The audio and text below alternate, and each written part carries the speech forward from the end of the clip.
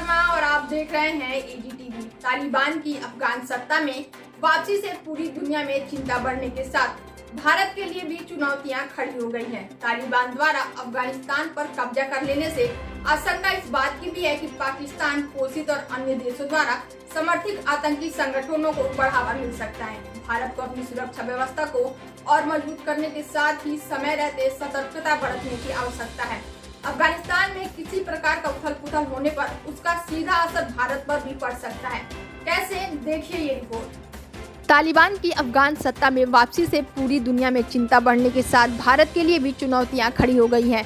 अफगानिस्तान पर तालिबान के कब्जे के बाद अमेरिका के राष्ट्रपति जो बाइडेन ने पिछले दिनों राष्ट्र के नाम जो संदेश दिया, उसका मुख्य उद्देश्य दुनिया को यह बताना था कि उन्होंने अफगानिस्तान से निकलना जरूरी क्यों समझा। बहरहाल, जैसा वर्ष 1975 में अमेरिका दक्षिणी वियतनाम को उत्तरी वियतनाम के भरोसे छोड़कर भाग गया था, वैसे ही उन्होंने अफगानिस्तान को तालिबान के भरोसे छोड़ दिया और वहां से निकल भागना मुनासिब समझा।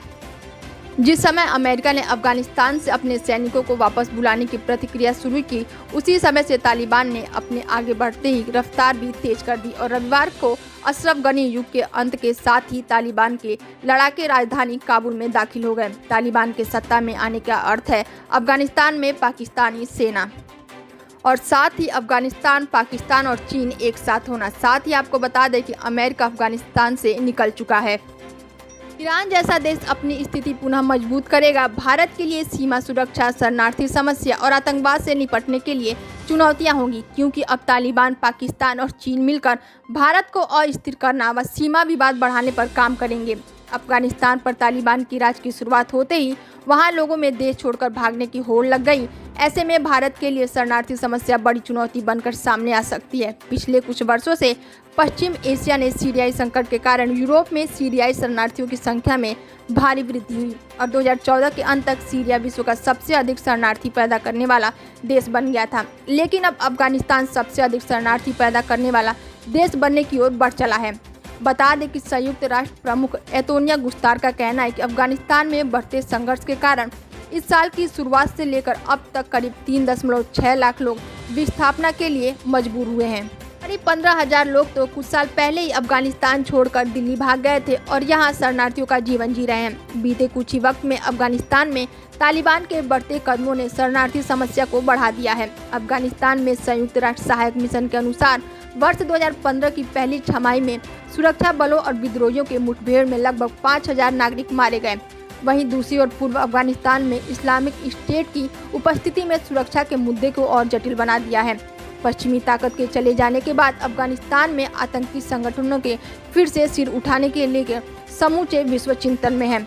अलकायदा और इस्लामिक स्टेट के साथ यहाँ और भी कई आतंकी संगठन मौजूद हैं। अफगानिस्तान में किसी प्रकार का उथल पुथल होने पर उसका सबसे ज्यादा असर भारत पर ही होता है। जैसे कि अभी भारत सुरक्षा परिषद का अध्यक्ष है।